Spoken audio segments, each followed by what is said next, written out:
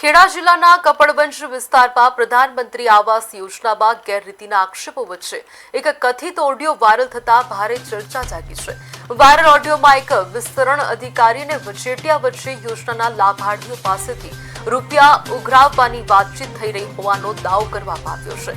આક્ષેપો અનુસાર પીએમ આવાસ યોજનાના લાભાર્થીઓને હપ્તાની રકમ મળ્યા બાદ તેમની પાસેથી રૂપિયા લેવામાં આવતા હોવાની ચર્ચા ચાલી રહી છે। વાયરલ ઓડિયોમાં કથિત રીતે આશરે 80 જેટલા લાભાર્થીઓ પાસેથી રકમ લેવાની વાત કરવામાં આવી હોવાનું કહેવાય રહ્યું છે।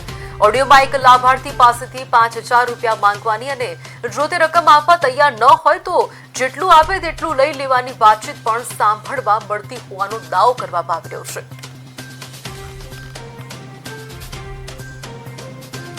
ઘણા જઈ ના શકે પણ એ બી તપાસ કરી લઈશું ક્યાં ગયા છે।